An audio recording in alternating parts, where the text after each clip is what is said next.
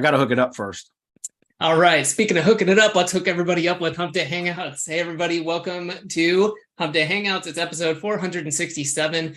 Today is the 25th of October because I was looking down at the calendar. A week from today, I believe, is Halloween. So we're going to have, I lied. I'm sorry. I can't do math. We're going to have the 1st of November. I was bummed. I was like, oh, man, we can get all dressed up for Halloween and do something weird. But we can still do it just a day late. We'll just be like, welcome to the 1st of November where we're going to pretend it's Halloween. So, oh man, too funny. I was excited. All right. Well, while we're getting stuff set up, going to say hello to the guys. We got a couple quick announcements and then we're going to jump into answering your questions. So, Chris, how are you doing today? Super good. Finished a late workout, so I'm a bit tired, but other than that, lots of work to do as usual. So yeah, like end of the year sprint, gotta finish strong as usual. Because we all know, like, I don't know how it is for you, but for me, mid-December, like, things is over, like, and not like on the 20s, like early already, because nothing is happening anymore then. Yeah, I mean, I don't think we've talked about this too much. I mean, with semantic mastery people we have, by people, I mean, they're contractors or VAs. But I know, like with my team, like I'm a normal person. I like hanging out with family and friends over the holidays, and I, figure my team does. So something I started doing a few years ago was just saying, hey, we're all, we're going to put in the extra hours. I'll pay for it, but we're going to be done, and everyone's going to be getting some PTO over the holidays. So that there's nothing to manage, there's nothing to go on. We keep a skeleton crew, which includes me checking in throughout the holidays, but and then communicating that to clients, of course, is the other part, and just saying, hey, unless there's a literal fire, don't bother emailing because everyone's on vacation just like you are. So I cracked the whip twice as hard during vacation or holidays. No, I'm kidding. But I think that's a good thing to do, and you got to plan ahead for that, right? Because if you just start like, man, it's December 15th, I wish I could take the next 2 weeks off, it's a little too late. So yeah. Well, the way that I pay my team with the per task, all of my team members are fiercely loyal because they make insane amounts of money for where they live because of the way that they get paid. And so they all have the money to be able to take off around the holidays. And I'm grateful to be able to provide them that opportunity. You know what I mean? Yeah. So. Well, before we get into too much outsourcing stuff, I was going to say too, Chris, you mentioned the weather in Austria. It's interesting. It's pretty warm here. Bradley, I'm a few hundred miles north of you, so I imagine it's pretty warm down where you're at, right? 77 today. Yeah, and 70 here. Just like, is it computer? Yeah, I was like, is it the end of October? Like, what the hell's going on? So, speaking of, how you doing, Bradley? You got some solid internet now, right? And you're almost back up and running full speed. Yeah, this is it's taking some getting used to having a decent internet connection, but I was just talking to you right when we were getting started, and Starlink's been delivered, so I've got it. I've still got to install it on my RV and all that, and so that'll take me a couple of days. And my RV is 350 miles away, so I got to wait till I go back down. I'm going back November 2nd, and then that which is Thursday, next Thursday, and then I'm going to. Over the weekend, I'll have to try to get it installed, or I'll do it myself. But anyway, and then I just bought an Alienware laptop computer that is basically a desktop and a laptop, and I'm excited about getting that because the last 3 weeks I've worked on my laptop, a Windows computer, but not a Windows laptop. But it's not the same as having a desktop. And I've always said to you guys, because I know Adam and Chris, you guys do a lot of traveling, so you do laptop work a lot. I don't. I've always found it very difficult to work on a laptop. And so the last 3 weeks has been challenging between the internet connection and the laptop. So I went ahead and got a great big Alienware laptop that is super powerful. I spent way more money on it than I should have. But I think since I'm going to be using that for the next few months while I'm developing this property, I'm going to need it. So between Starlink and that, I should be. Did you get screen? What's that? Did you get screen access as well? What's that? Like, did you have like one screen on the left side and another one on the right side? So like, I don't know. It's one big ass laptop. It's huge. It's like an 18-inch display. Wait till you work on it. If you're used to multiple screens, you will soon know what I'm talking about. No, I've only ever had one monitor. So I think I'll probably deal with that, but we'll see, man. I'm excited to get all that stuff, my new toys. So anyway. Very nice. Well, real quick, I just wanted to pop in there. Anyone who's new to Semantic Mastery, thanks for joining us. If you're watching the replay, that's great, but make sure you subscribe to YouTube channel, stay up to date. We do Hump Day Hangouts, and we also chop up the questions. So if you want to ask your questions ahead of time, you can do that as well. Just go to semanticmastery.com/HD questions. And then you can always come to semanticmastery.com/HDHO, which stands for Hump Day Hangouts, and check it out. But we understand you can't always make it live. So if you subscribe to the channel, you'll get notified when new videos are posted, and you can go and check out the answers to your questions, as well as other ones that you may find interesting. Also on the videos, you will see semanticmastery.com/toolkit. That's where you can grab a bundle of different things. I won't spoil the surprise for you, but go check it out, that we find to be very important for local SEO. So you can go and grab that. So with that said, guys, I don't have a ton of kind of announcements today. Is there anything else you want to cover before we jump into questions? Nope, not at the moment. Cool. All right. Well, then let's jump into questions. Oh, we got a good list of questions, starting with 2 land flipping questions that I didn't get to last week. Right. I highlighted those, and I'm going to answer those first, but then further down in the questions list, there's some more of them. So whatever, I like talking about that too. So we'll go ahead and grab the screen and jump into that. Give me 1 second.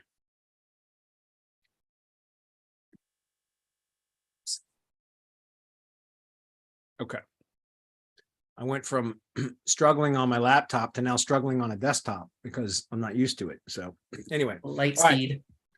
We're going to start with the first question from 2 weeks or last week, excuse me, about land flipping. This one was from Roy. He says, "Hi, Bradley. This is regarding land flipping. According to Zillow, as of September 28th, the housing market is cooling quickly, swinging negotiating power towards buyers. Knowing this, we wonder if the vacant land market correlates with the housing market in any way. In other words, do you think the cooling down of the housing market and thus falling housing prices will have an impact on the price of vacant land at all? Thank you so much."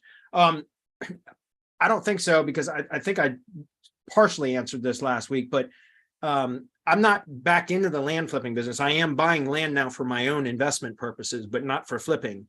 So I am back into the market of buying land, but it's with a different intent. So I'm actually willing to pay more right now than I would when I was flipping land, because I'm buying them for investment properties. And for me, it's this the convenience of being able to find a property and purchase it quickly and not have to go through all the marketing. Anyway, what I'm saying is, in the land flipping business, you are targeting vacant landowners for properties that a lot of the times they've inherited, or they've inherited, or it's been in their family for many years, but it's not producing revenue. And this economy is awful, right? It's with inflation and all that other kind of stuff, people are hurting for money. And so I think more people, and again, I'm not in the business of flipping land right now, so I'm not marketing to buy property. So I don't know that this to be true. My assumption is that the housing market is being crushed, but that doesn't mean that land sellers or vacant landowners that doesn't usually affect the vacant land. And in fact, because the economy is not in a great position right now, a lot of people are hurting. They can turn what is a liability, meaning they're paying taxes on it every year, it's not producing revenue, they can turn it into cash by getting rid of it, thus eliminating the liability, eliminating the tax bill, and generating some much needed cash. And so again, I'm not in the business of flipping land right now, so I'm not marketing to vacant landowners. I'm really looking on Zillow and things like that to find vacant land, and then I'm making offers on that. And that's just, again, for my own personal use or investment purposes. But what I've always found was that the land, remember, I flipped houses too, so I've done both. And I specifically switched into flipping land because it is a different psychology entirely. Remember, like with houses, the housing market, you're right, it's awful right now, and it's very difficult to get money to buy houses right now. You can get it, but it's very expensive, which really kind of pushes a lot of people out of the ability to even buy houses right now, because interest rates are so damn high. It's ridiculous. I know, because I've recently applied for some from various loans, and it's just awful. So most people are not able to buy houses right now, but because of the economy, like I said, the vacant landowners can turn what is otherwise a liability into some quick cash. So my assumption is no, it won't affect the land flipping business at all. I could be wrong, but remember, the whole idea is to, like, I would buy land at 20 to 30 cents on its market value. And then all I would do is mark it up to sell it at 60% of its market value. So you tie it up under contract for a hell of a deal, pennies on the dollar, then you mark it up and sell it for a hell of a deal, right? So 40% off market value is what I was selling the properties at that I would get under contract for 20 to 30% of market value. So I was making a nice profit to flip a vacant piece of land at a significant discount to an end buyer, right? And so again, everybody wins. The land sell, well, you could say that the landowner, the original owner, loses, but no, if they agree to the offer, then they're okay with it. It's acceptable to them. Well, that's highway robbery. So what? If they accept it, right? Then we're all in agreement, right? And so again, I think I mentioned this before. I sent out, I received responses, and one of them came back where the guy tore me a new asshole, so to speak, where he basically ripped me up and down about how awful and how can you sleep at night? This is awful, like this, and just this awful letter that he returned to me after me sending him an offer, and because it was a ridiculously low offer. But at the end of his rant, he said, "But I'm tired of paying taxes on this property, so I accept." And I always thought that was the funniest thing, because it was like he just had to get his opinion out, like voice his anger at me for offering such a low amount, but then he accepted it. You know what I mean? So again, that's why somebody else asked a question a couple of weeks ago about, well, there's a lot of these properties I don't even want to make offers on because I don't know what to do with them. Why not make offers on them? Just make ridiculously, offensively low offers, like 10 cents on the dollar. Who knows if they take it? If you buy a property or get it under contract, you don't even have to buy it. Just get it under contract for 10 cents on a dollar. You could sell it at 20 cents on a dollar and make a profit. So just because you don't think the property is worth anything doesn't mean somebody else won't. I got property under contract that wouldn't perk, meaning you couldn't build on it. You couldn't add you couldn't have septic systems and things like that. So you couldn't build a dwelling on it. And I didn't know what the hell I was going to do with it, but I got it cheap enough. I put it under contract cheap enough. Then I marketed it for a slight markup just to see if I could get rid of it. And I ended up having contractors that were looking for storage, like lots where they could keep equipment and sea containers, or, what do they call them? Connex containers, those sea containers for storing things and stuff like that. They just needed somewhere where they could store stuff. So I was able to flip that property, even though like I didn't know what the hell I was going to do with it initially, but I just sent the offer out, ridiculously low offer, and they accepted. So I was still able to make money on that. You see what I'm saying? So one man's junk is another man's treasure, right? Or one man's trash is another man's treasure. So you really can't make those assumptions. In my opinion, just make offers on everything. Just make them really, really low if you don't know what the hell you're going to do with it. And it gives you wiggle room, right? Remember, with the proper clause, what I call a weasel clause in your contract, you can always back out. You don't have to buy. Right. So you're not forced into buying. What in normal traditional contracts, you can be sued for what they call specific performance if you don't follow through with your contractual obligation to purchase the property. But if you have a weasel clause in there, that's what I always called it. Then yeah. And by the way, what's a weasel clause? Well, I would say purchase is subject to buyer's approval of a perk test or a soil test. Right. Does that make sense? So buyers, not if the property perks, buyer must buy, not that, right? That's a normal traditional contingency is, okay, this contract is contingent upon whether it approves for a 2-bedroom septic or, whatever, 2-bedroom, 2-bath septic or whatever. But I would always say subject to buyer's approval of soil test. So it didn't matter whether it came back that approved for a septic field or not. If I said, I don't approve of this, it would allow me to back out of the contract. And I had realtors complain. Well, you can't do that. Son of a bitch. You're the real estate professional that presented this contract to your client and advised them to sign it. So if you didn't read the language of your own damn contract, then why are you mad at me? You know what I mean? So anyway, I think it's funny. The real estate professionals, there's a very low barrier to entry for realtors to get into the real estate business. That's why there's a lot of them that are hungry and just struggling because they're not good. There's a lot of that. I'm not saying I didn't want to be a realtor. I just like to flip land, right? Remember, guys, in the land flipping business, you're just a marketer. Unless you're buying and holding, you're not a real estate investor. You're a marketer, a real estate marketer. You're marketing to acquire contracts, and then you're marketing those contracts. You're not actually buying and selling properties. I mean, you can, but why? Then you hit capital gains tax and all this other stuff. It's better just flip contracts. so much easier of a business. Get your cash flow needs met first. That's another discussion. Moving on. Also, to follow up on our land flipping question, we've been using ITIDirect Mail to send out our direct mails for land flipping, but we feel that ITIDirect Mail is on the expensive side. I used offers to owners. Offers to owners, I think .com. Let's see. Oh, you know what? I missed. It's offers to owners.com.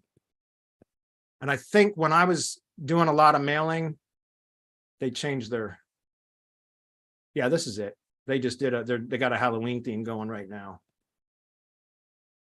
Yes. I use offers to owners.com. And this, when I was doing I like I said, I consistently just sent 250 to 300 letters per week, every week for a year and a half. That's what I did. And I used them. And I think total cost was 69 cents per letter. Anyway, so that's what I use or had used. I'm not right now, but I had been. Okay, moving on. Offers to owners.com. Sorry, guys, about the land flipping stuff, but hey, if people come to this and ask those questions, I'm going to answer them. I think it's a fantastic business. If I wasn't neck deep in SEO, no kidding, I would still be running that business. And I'm that's what I'm doing for my retirement plan, is buying property and then developing and all that. That's what I'm going to do for in 10 years when I want to be out of the SEO business at 55. That's what I want to do. So it's a great business. It really is. Moving on. Peter says, we have been using mostly the keyword pressure washing on our website. Recently, when we checked our local rankings, we were doing very well for that keyword. However, for term power washing, which seems to get more search volume, we were doing very poorly. It seems the Google algorithm does not understand that the two keywords are semantically the same. The service page has both keywords sprinkled into it. Is there a way to get the algorithm to understand the two keywords are the same? Yeah, optimize for the topic and not the keyword. Okay. I'm not going to go deep into this, guys, because this is mastermind stuff, but I am going to very quickly, and then you will have to try to infer what I am trying to convey without conveying it, without actually saying it, because it's only stuff that I talk about in the mastermind. But just take a look at this. If we go look at power washing, Wikipedia, okay, pressure washing is the topic. Pressure washing is the topic. Do you understand? So you can see that there is a relationship between power washing and power washing, pressure washing, and power washer. There's a relationship. We're using Google to show us what are the entities, topics, whatever you want to call them, that are associated with this term, according to Wikipedia, which Google trained its large language model in large part on. Right? Do you understand? Like, Wikipedia is one of the largest influencers of Google's large language model. So what I always do is go to Google and search for the keywords associated with the industry that I'm trying to optimize for, and then append Wikipedia to the search term. Okay. Then it shows, sorted by relevance, how relevant the named entities are to the search query. Sorted by relevance. So you go in and you plug in keywords that are associated with your industry, append Wikipedia, click search, and start getting an understanding of how Google understands those topics within the industry, right? It's sorted by relevance. And then you optimize for the topic so that you can rank one page for all of the keywords associated with that topic or the category, even if the keyword doesn't appear on the page. No kidding, because Google, look, guys, Google understands language better than we do, right? All the large language models do now, better than we do, right? So Google has all of this cached, stored in its memory. What is, I probably already clicked through to that one. So let's click through to the next one. What are all the keywords associated with this topic? They're on this page, some of them. Now, this isn't a very thorough page, but you see how it says pressure washing or power washing? Now, if you're optimizing for a keyword, and I'm not going to go beyond this, if you're optimizing for a keyword, you're going to rank for that keyword or variants of that keyword. If you optimize for the topic or the Google business category, you can rank for all of the keywords associated with the topic or the category, even if it's not present on the page. And I know SEOs have a hard time believing that, but there's a difference between keyword optimization and topic optimization or category optimization. I'm not going to go any further than that. Okay. try to glean what I'm trying to share here without that, if that makes sense. Anyway, power washer redirects to pressure washing. So they are synonymous, but are you optimizing for keywords or topics and categories? My guess is it's keywords. And again, I can't go any deeper than that here, guys. Sorry. Hopefully that's clear. So next question. We were working on the commercial pressure washing services page for a cleaning business that provides several different types of cleaning services. Would you recommend a separate page for keywords that fall into this category, such as parkade pressure washing, strata pressure washing, industrial pressure washing, sidewalk pressure washing, etc.? Is it better to write one long page for all of these types of commercial pressure washing services and give one header and paragraph for each? Yes, that's what I do. Again, optimize for the topic or the category, and then the one page can rank for all of those terms. If you're an SEO that just has to see the keyword on the page in order for you to believe that it can rank for that, fine. Put them in H2 headings, right? All these things that you listed here as kind of as specific types of commercial pressure washing, put them as H2s if you want. It's fine. Okay. But yeah, I would. And by the way, you can create combined topics. So commercial and power washing, or whatever the named entity was that we just looked at. And again, now Google will, that page can rank for all those terms, even if you don't have them in there. But you could even just list like, here's the different commercial pressure washing services that we provide, and put in a bullet list or a table: parkade, strata, industrial, sidewalk, etc. Right? And now again, Google understands that page is about what it's supposed to be about: commercial power washing or pressure washing, whatever the appropriate topic term was. I can't remember now. And then now you've got specifically these listed on the page if you wanted to. That's clear. Okay, moving on. Carlos says, hi, what do you do about address for rank and rent if you don't have one? What about citations? That's the challenge right now, Carlos. That's the challenge. It's very difficult to get Google business profiles in the US without video verification.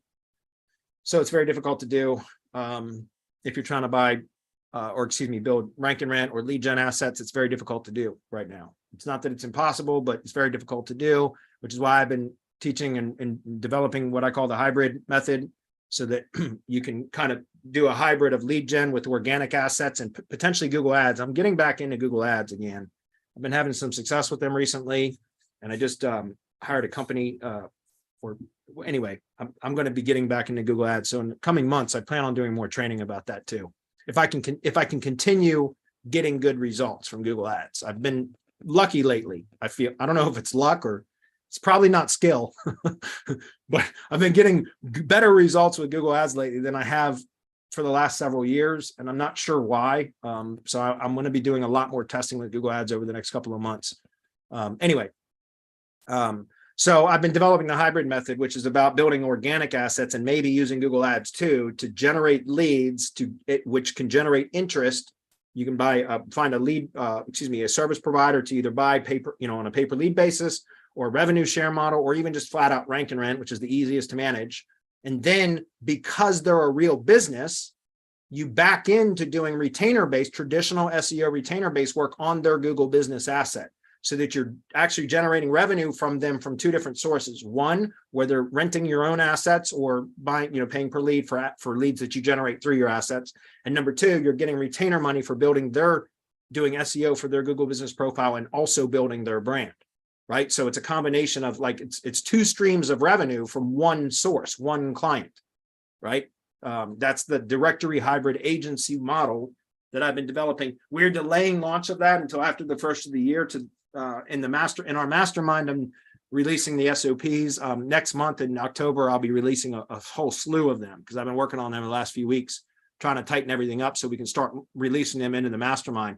But in January, now we're going to wait till after the first of the year to launch the program publicly, because now we're getting into the holidays and people aren't buying into programs like that now. I know, because we've been doing semantic mastery. Every time we try to launch stuff in November or December, it doesn't perform well. So we're going to wait until January to launch it, which buys me some more time to finish developing it anyway. So I'm just telling you that because I would encourage you to join the mastermind, guys. I'm going to be releasing the SOPs. Some of them are already available, as well as many other SOPs, but specifically the directory hybrid agency stuff. In November, I'll be releasing a lot of them, if not all of them, if that's clear. So I encourage you to check it out, because I think it's very difficult to run just a strictly lead gen business now unless you're using paid traffic. I think it's very difficult to do because organic assets do not produce enough leads to, organic assets only, at least in the home service and contracting spaces, can generate enough leads to produce interest from prospects, business owners in that industry, but it's not enough to sustain a business. So that's why I'm talking about the hybrid model, using organic assets to generate interest from business owners in that industry, potentially augment the SEO efforts with Google Ads, but then back into doing Google Business SEO on a traditional retainer fee structure or whatever with the client once you've landed them and developed a working relationship with them, right?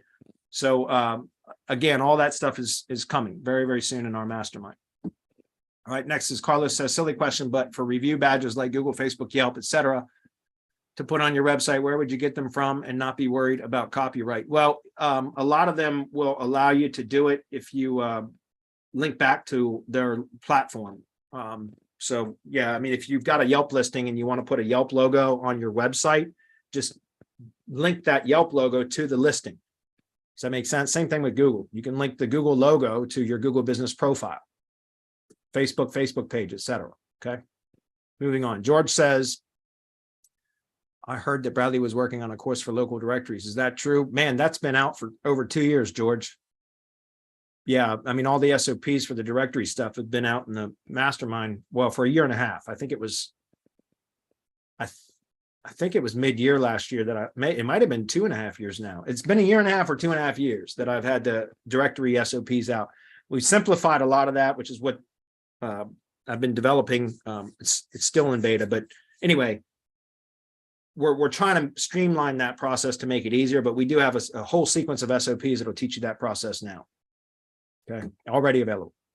Danny says, hey, Bradley, should I run Performance Max, RSAs or LSAs, local search ads for Google Ads or all three? I don't know. I'm just testing. I mean, I've been running YouTube ads forever and display ads for remarketing and for proximity push branding campaigns, things like that. But I just recently, within the last 3 months, have been testing with Google search ads again for generating leads.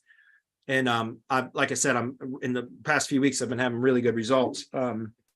Not great results, but much better results than I've had in the past.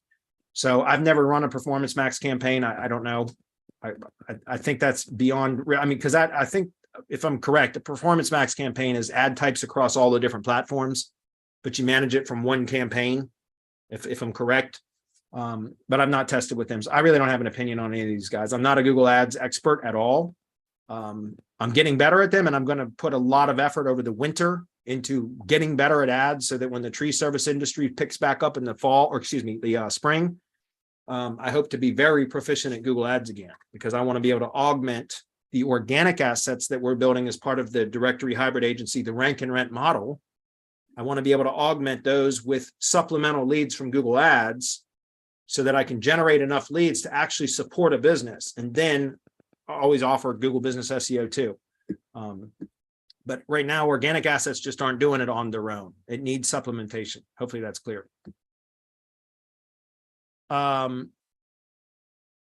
What about citations? I missed that one from Carlos. Sorry, Carlos. To go back to your questions, what about citations? Well, if you don't have a Google Business profile, don't use them. If you have a Google Business profile that is spammed, which is not a valid business listing, like it doesn't have a real valid location, then do not use only citations that don't require a street address, what I call non-traditional citations. And there are a few directories out there that will allow you to add the city and state, but not the street address. Most of them require a street address though. Yeah, home service. Oh, the other one, I think you were talking about the local search ads. Are those the, again, guys, I'm not under, there's the guaranteed Google search ads. I've not done any of that. I've tried to talk to some of my clients and who've inquired about the guaranteed service ads. But that's not something that I can set up for them because they have to go through a verification process directly with Google. And none of my clients have ever taken up on that. Like they've asked me, what about these? And I've told them, okay, yeah, I can help you once you get approved, but you have to go through the approval process on your own. And none of my clients have ever wanted to do it. So I don't have any experience with that. Anyway. All right, moving on. Sid says, how do you guys approach content planning not just SEO, but overall for social media, et cetera, and make no duplicates of same topic. Well, I don't think there's a problem with duplicating content in the same topic, especially for social media, because if you publish something today, like a link to a post that you published on your site, only a very tiny fraction of the followers on the social media profiles or whatever are going to see it. So you can republish that same link next week, and you're going to get a different batch of people to see it, right? So as far as creating content on the site, develop a topic map. And by the way, my lead blogger, Esther, she is in training right now to develop topic maps for the directory hybrid agency program, because I'm teaching how to build a niche or industry specific directory. And then how I'm training her right now to develop topical authority to that industry specific directory. She's using TreeCare HQ, my directory site, as the testing grounds. She's in the process of learning. I developed the content map and sent it to her, and she's now developing thorough content with the images, external links, everything. And she's working on that now for almost 2 weeks. So hasn't published anything yet, but she's been working on it for 2 weeks. And the reason I bring that up is because we're going to be offering that as a done-for-you service for DHA program members, which is we will develop the content map, the topical authority map, and the content for your directory. I want our directory agency program members to be focused on sales and generating revenue, full stop. Well, I didn't do any sales calls this week because I had to publish 14 articles on my directory site so that I could become a topical authority in my industry. Okay, well, how did that make you money today? It didn't. And it's not going to for weeks or months. So stop it. Go sell some SEO services first, generate some revenue, and then you can work on that shit, right? You understand? So I don't want our members to be focused on like all the busy work that SEOs do to avoid sales calls. I'd rather you guys be generating money and then let us do a lot of this work for you, right? And so I'm training her so that we only need one blogger for this right now. Once the program grows, we will have to probably have a team. But right now, she is fully capable of doing that. So hopefully members that come into the program, we will develop the topic authority map, and then she'll develop the content and publish it onto the directory site for you. So you don't even have to think about it. You guys can be focused on prospecting and sales, and generating revenue. That's the whole goal of that. As far as how do we approach content planning, you can use tools to develop topic maps for your chosen industry or topics or whatever it is that you're in. And then it's just a matter of systematically going out and developing the content for that. You can use ChatGPT for that kind of stuff. I've done that quite a bit, playing around with prompts to figure out how to develop a topic authority map for a particular industry. I can't go into that right here. I wouldn't have the time, but there is ways to do that. I've got a couple of prompts that I use to help me to develop topic maps. Hopefully that's clear. I don't know if I answered your question fully, Sid, but I got to move on. So Clay says, do you think Google SGE will kill SEO and all SM methods? No, I think we will evolve to, I think we will evolve to make sure that we're optimizing for that too. And I don't have a lot of opinions on that yet because I'm not sure where Google's going with it. Nobody is really. So I don't think it's going to kill SEO. I think it's just going to change it. That's all. Ansley says, hey, SM, what's a simple lead magnet we can use to get more local SEO clients? Good question. What industry are you in? That's my question to you, right? That's going to change. Is there a universal type of lead magnet? Probably. We were actually just talking about this on Monday for the DHA beta program member call that I have in our mastermind.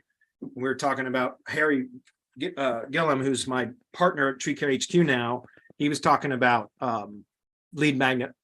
By the way, here's an idea. Go pick up. I haven't even read it yet. I got it, but I haven't read it or I bought the audiobook and the paperback book, but I haven't received that yet. Alex Hormozi, $100 million leads.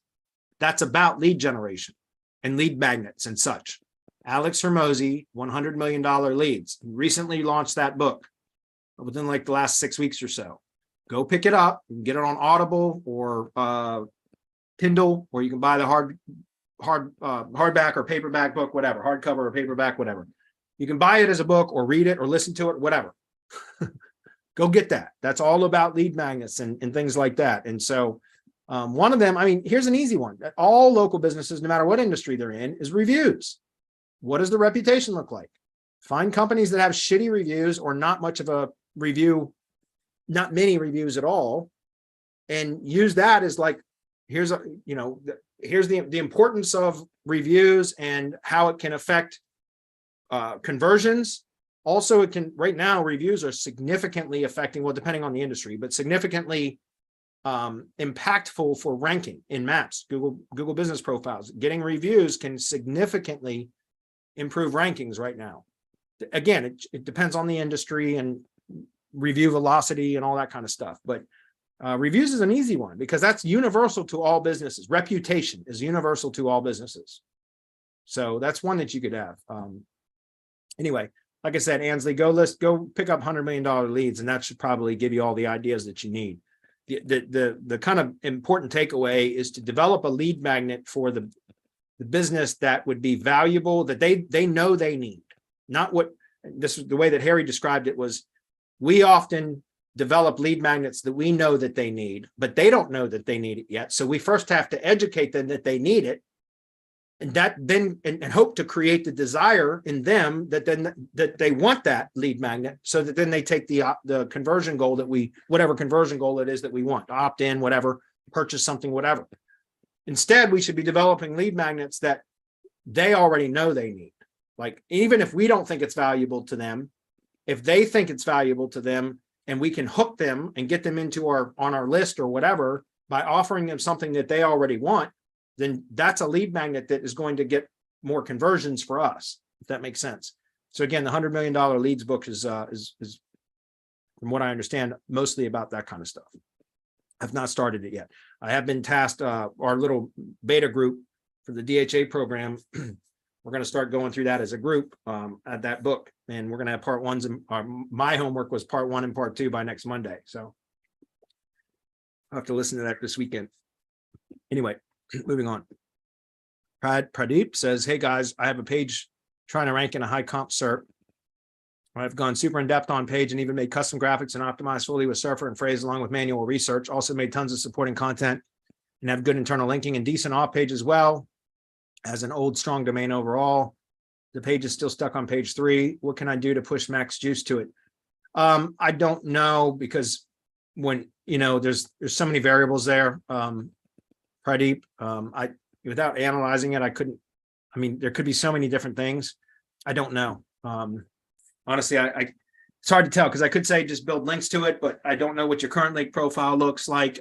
Also, guys, part of the whole helpful content update and everything, by the way, Eric Lancheres, this is an outstanding, very in-depth article about Google helpful content update. I mean, Eric's a beast, man. I've always highly respected Eric, and this is a great, very in-depth article about helpful content update. But you guys understand that even if you have a really well optimized page, if the rest of the site has got a lower quality score, it can affect that page. This article goes in the great depth or detail about all that stuff. So you have to take into consideration kind of the quality of the entire site now, not just the page alone. So I'm not saying that your page isn't, or your site isn't awesome, Pradeep. I don't know. I'm just saying, if you have one page that you're constantly optimizing, what about the rest of the site? Like I said, I'm not making any assumptions here. I'm just saying that could be part of it. It could be backlinks. It could be a number of things without me seeing it. And even if I did see it, it might take a ton of research to figure it out. So, but, I would say you can also kind of, if you can send some engagement signals to the page and get some engagement on it, buy some ads, right? Direct some traffic to the page using some ads and see if people engage with the page, meaning they don't just click on it and then bounce off. They click the ad, land on the page, and then they spend some time on the page. They scroll, they click on elements, whatever. That kind of stuff can actually move the needle significantly. So there's a number of things you could do to try, but again, with there's so many variables here to look into. It's kind of hard to point to any one of them, right? So sorry if that wasn't a good answer, Pradeep, but it's about the best I can do right now. Kevin said, what would you do to get to the path of 20K in profit in the shortest period of time with digital skills? Well, I mean, again, I'm a local SEO, so I would sell local SEO services or lead gen. And the shortest amount of time to get to profit is, again, it's not learning how to do the next, whatever the next shiny SEO method is. The quickest way to get to 20K in profit is to book as many goddamn sales calls as you can. Like, it's pretty simple. Book more sales calls, right? If you have digital skills, which you're saying, or somebody in your hypothetical question, whoever this person is, has digital skills. Okay. What about their sales skills, their marketing skills? What about that? Right? Turn on the marketing, book as many sales calls as you can. That's how you get to 20K. It's not the next SEO tactic. It's more sales calls. That's where the revenue comes from, right? So book more sales calls. And so learn marketing and sales. Pick an industry, get really good at that industry, know that industry better than the business owners. Now you're speaking their language. They look to you as an authority and you can sell the shit out of it. Yes, that takes time. Okay. So how would I do it very quickly? Well, I would find a really good offer and I would sell the shit out of that offer, right? That's how you do it. And so would it be a very complex offer? No, it would be a simple offer, something that was be easy to fulfill, or I would have a white label provider that could take scale, and meaning they could take as many orders as I could send to them and deliver them without it reducing quality or extending the time to delivery. I would find a white label provider that could fulfill a service that I could sell. I would wrap it up, package it up to make it a very compelling offer. And then I would sell the hell out of it. That's what I would do. And not recurring stuff. You're talking about, I mean, it can be a recurring offer, but a 20K in profit can be done with one-off sales, right? So again, directory hybrid agency, we've been working on an offer for months. I've tested it with multiple clients of mine and it works. And we're selling a $1,000, well, we're testing with recommended retail pricing is $9.99. It's a one-off service. We call it brand builder. It achieves significant results within 30 days, and I can provide a money-back guarantee on it. My white label fulfillment cost to fulfill that service are $529. Our recommended retail price is $9.99. It's a one-off, not a recurring, and we can guarantee results. We're also testing, we'll be testing $14.99 and $19.99 is the sales price to see if we can convert just as many or close to as many and increase profitability by making that same sale. That's a one-off sale, not recurring. If I sold that to 20 people, well, minus fulfillment costs, I would have to sell it to what, 30 people, 30 contractors. So I would pick a market, I would learn that market, and then I would develop a marketing and sales pitch to that market, to one market, one industry. And then I would start selling, start booking sales calls. And every time you get on another sales call with the business owner in that specific industry, you get better and you get better and you get better. And after doing that enough times, it'll be like almost autopilot. You'll be able to close them because you'll anticipate objections before they even voice them. And again, guys, that's how you make money in SEO. Not learning the next SEO tactic. I'm not here to convince anybody not to learn SEO. Fine, learn SEO. Great. I love SEO. But you don't make money from learning the next tactic unless you're in affiliate marketing and stuff like that. Fine. But we're talking about local SEO. Local SEO, you got to provide results for your clients, but where does the money come from? Selling the service. You know what I'm saying? So sell. That's the point. I swear to God, we're going to transition away from being mostly SEO training to mostly sales for SEO training, because that's where I think most people struggle. You spend all your time learning. I'm not talking about you, Danny, but spend all your time learning the next SEO tactic. Never spend enough time monetizing it, right? In the local SEO space, you see that all the time. Well, I've got to learn this next move, this next SEO method before I can sell. Then they learn that one, and then it's the next SEO method that they have to learn before. As soon as I learn this one, I'm going to crush it. And it's like a dog chasing its tail, never ends, right? Sell. That's how you make money. Hopefully that's clear. Guys, I'm only saying that from personal experience. I mean, I've always done well in SEO. It's been a good industry to me for sure. And I love it. I have an absolute passion for it. But it wasn't until I got over kind of and learned about the importance of selling and learning a market. Like, again, I talked about this at POFU Live, and I'll repeat this again and again. Mark Cuban said, when you walk into a room full of business owners in a particular industry, if you don't know more about their business, their customers, their pain than they do, somebody like me is going to walk into the room and kick your ass. And he's right. The point is, and when you understand a market, a particular industry, you can become like a trusted advisor. And then again, because of repetition and constantly refining your marketing, your pitch, everything else, you get better and better and better at selling and closing, which generates more revenue. And once I finally grasped that concept, it changed everything for me. Absolutely everything. And I mean that. Again, SEO has always been good to me, but boy, is it much better now. And it's because I learned how to sell, right? So, and that's all I'm trying to say, guys. I really want to encourage more of you guys to get into that mindset. Like, again, learn all the SEO you want. That's fine, but take care of your cash flow needs first. Do that first, right? Anyway, that's my advice. Stop struggling, make money instead. So hopefully that's clear. Timothy said, how did you get started with your link business and get your SOPs in place where you could get your first few sales to kick things off? For me, I was testing different link providers and sources for months and months and months for my own agency, not because I never had any intention of starting a link building business, guys. That was not it at all. It was only after I discovered a method that was incredibly effective through months of testing. Swear to God, I spent months and months and months testing and thousands of dollars testing all different kinds of link providers, different link sources, different link types.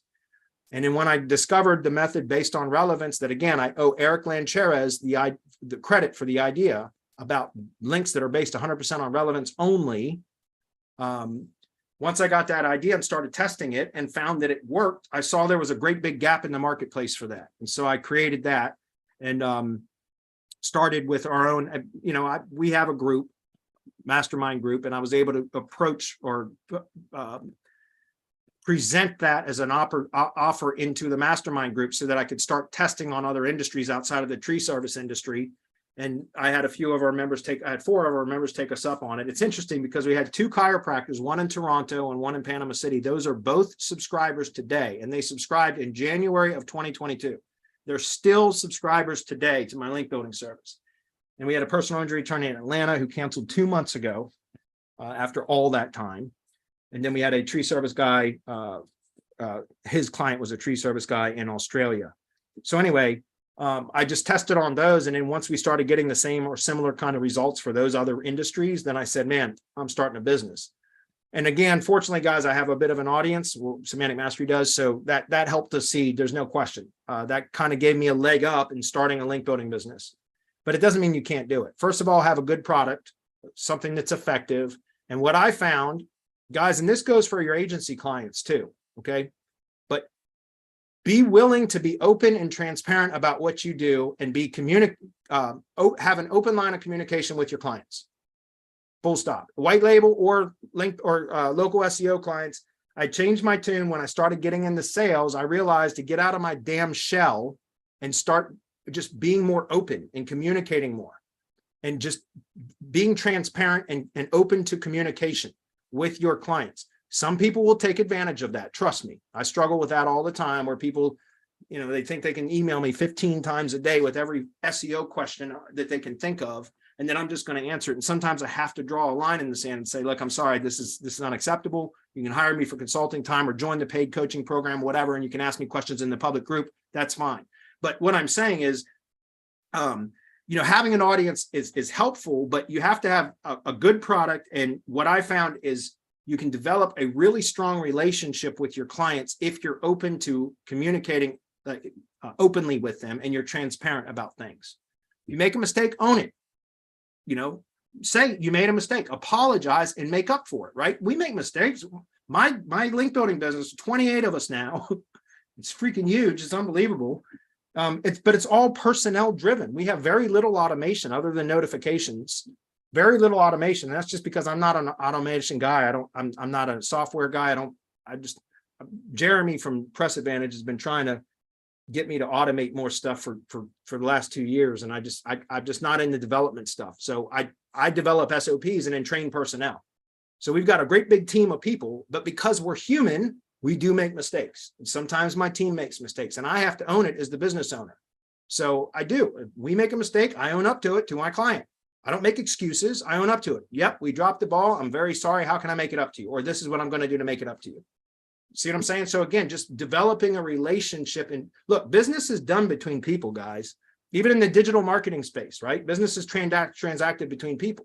So get better communicating with people, right? Be open. So again, back to your, how do you get started with the link building business? Have a good product, have a good process for communication and delivery, for fulfillment, communication and delivery. And then, you know, just get out there and start selling. You can do cold outreach. I've had a company that I've hired that'd been working for us for 1.5 years, and they do for multiple businesses now, called Eagle Info Services. Eagle Info, is it service or services? Is it there? This should be it, I think. Yes, this is it. Attaché owns, his name is Attaché Jane. He's fabulous.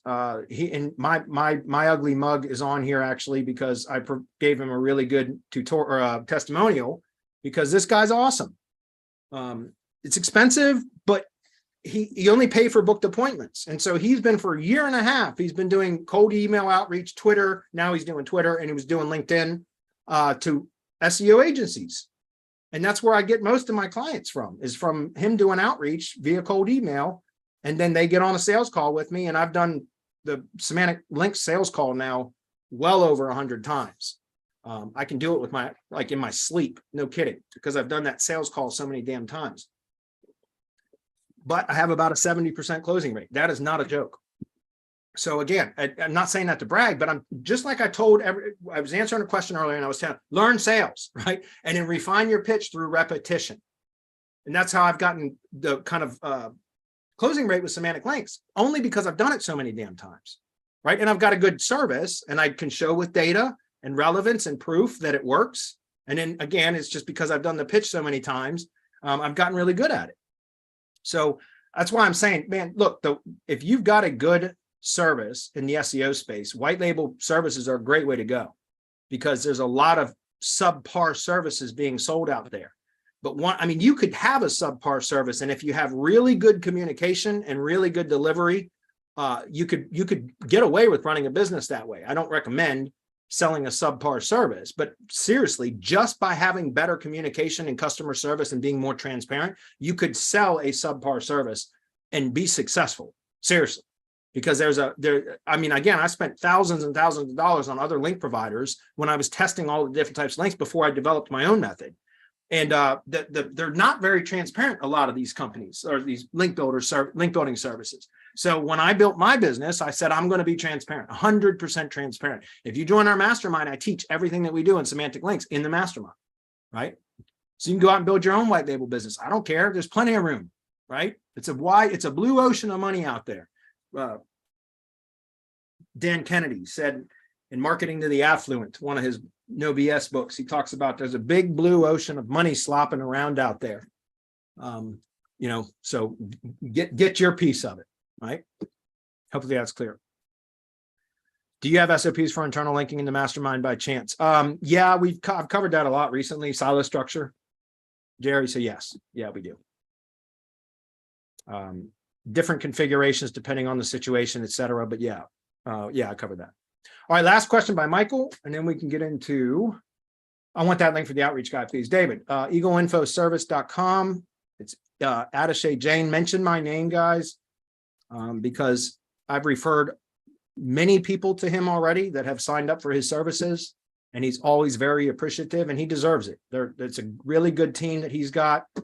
I really like working with him. It's really good service. It's worth every penny, in my opinion. He's helped me grow it's insane. It's been a good couple of years for me. And I have a lot of that to owe to him for generating leads for my business. Anyway, Michael says, Jack Boss land flipping course question. After 2 months, we finally first land under contract. It's an 8-acre land or 8-acre parcel residential area under contract for $131K. After my research of the area, there's not much buying, selling activity. Those that were sold are 14 acres, 450. Okay. Further. Okay. Sorry, guys. I don't need to read all this out loud. I'm at the stage where I have the sale agreement signed by the seller, and I'm not sure how to proceed with the administration and marketing. So my questions are, okay, do I have to market the agreement and then create an assignment for the buyer? Yes. Michael, I have a shit. Let me pause the screen for a minute. I can put this in chat. I don't know if well, here, I don't care if you guys see this. I'm going to Alpha Land Realty, and we're going to look at the buying agreements. Give me 1 second.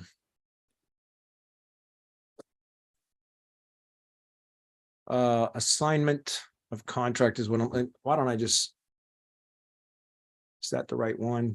That's probably it. Check it. I'll share this with you guys. I don't care. I just have to swap out your details. Yeah, that's it. This is the assignment of contract right here. So this agreement, the simple, so you get the contract property under contract. Okay. So now you're the buyer, you're the contract owner of the property. Then you're marketing the contract for sale. And when you sell the contract, you do an assignment of contract for whatever the agreed assignment fee is. 8 grand, 10 grand, 12 grand, 1,500. I don't care what it is. Whatever it is, that's what you're agreeing to.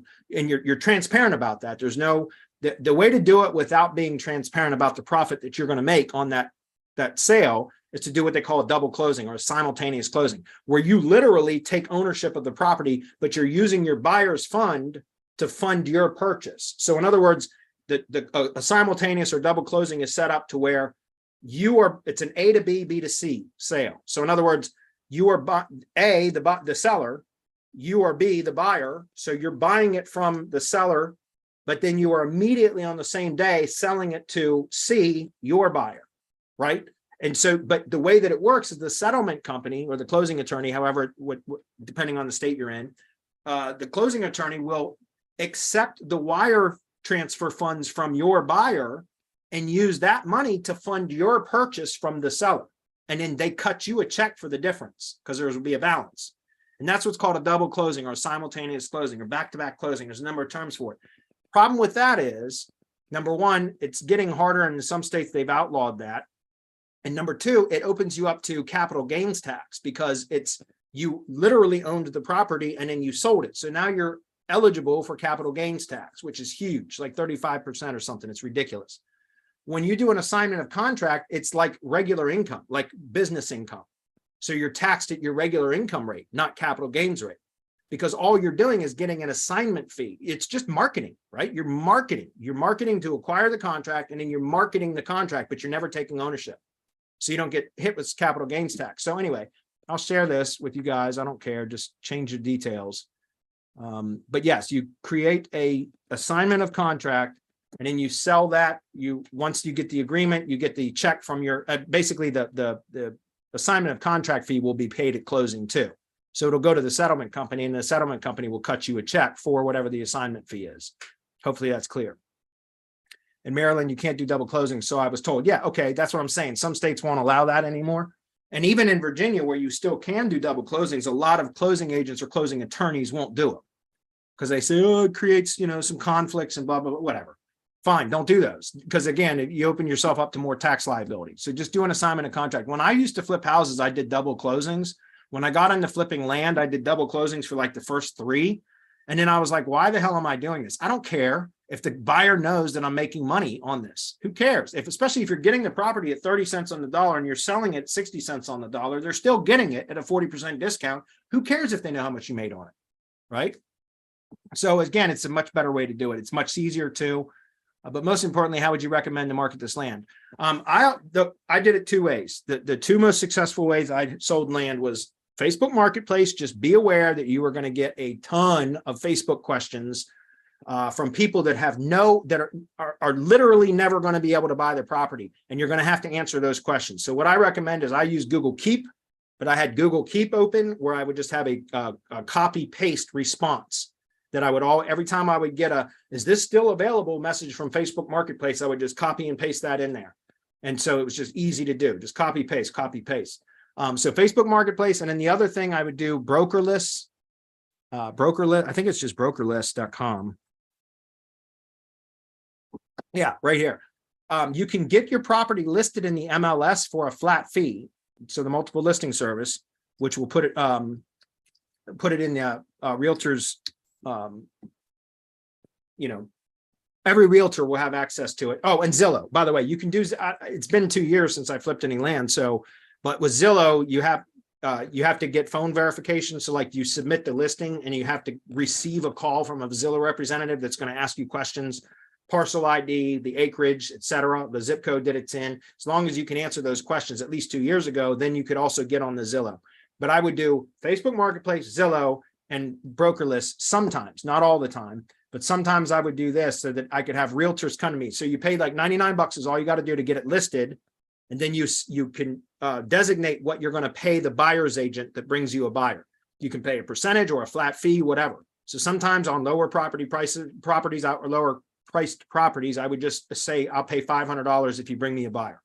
On other times, if it was a $100,000 property, I might say, okay, I'll pay 2.5%, which would be $2,500. You know what I mean? So you get to set the terms of what you're willing to pay a buyer's agent when you do this. So those are the three: brokerlist.com, Zillow.com, and Facebook Marketplace. But Facebook Marketplace, you're going to get a ton of tire kickers that are going to waste your time, but you can find buyers there. Absolutely. Okay. Hopefully that's clear. All right, guys, I know I spent a lot of time on those and we're already over time. So I'm going to look at comments and then I'm going to wrap it up. Everyone else bailed on me anyway. Guess Adam and Chris didn't like the land flipping questions, but that's all right. I do.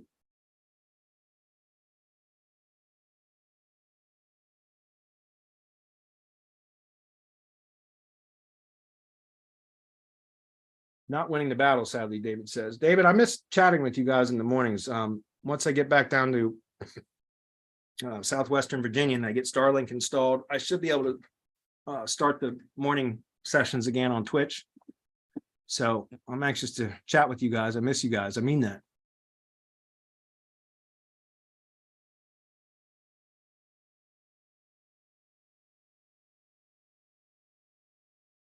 I'm just reading through comments, guys. I'm just trying to see if there's anything I need to comment on here, guys. So forgive me.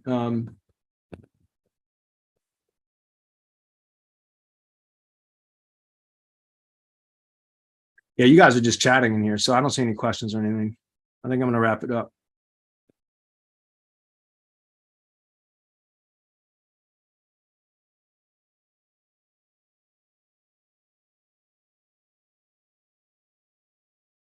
So Cecilia says he's not lying because of his generous training. I think at this point I could build preloaded directories and warmed emails ready to go. Cecilia, there's a business in a box.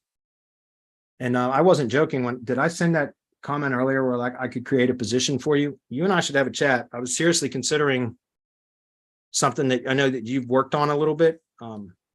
Schedule a call with me, Cecilia, for real. I'd like to chat with you about something, an opportunity. I mean that. Okay, guys. I see. Thanks, guys. Appreciate you all. And yeah, we'll get Twitch going again. As soon as I get my internet connection reestablished down there and all that, we should get going. But yeah, seriously, Cecilia, reach out to me. Let's schedule a call. I'd love to chat with you about an opportunity. I'm going to make you an offer and just see if, well, we'll chat about it. We'll see if it's a fit. If not, so be it. But I think it's worth having a chat about. So, all right, guys, appreciate you all. We do have a mastermind webinar tomorrow. Also, I'm doing I'm a guest on Mike Martin's Ask Mike Martin Anything tomorrow. So I don't know if that's live or if that's recorded and it'll go out next week. I'm not sure, but I'm going to be on with him for an hour tomorrow. And I'm going to be talking about the presentation that I used from POFU Live, which is called Cash Flow SEO, talking about exactly what I talked about today, but in much more detail about how you guys should be out there generating money first. Then you can work on SEO. I'm not kidding. So anyways, if you guys are into Mike Martin's on his list, be on the lookout for that because I'm going to do an hour-long interview with him tomorrow. So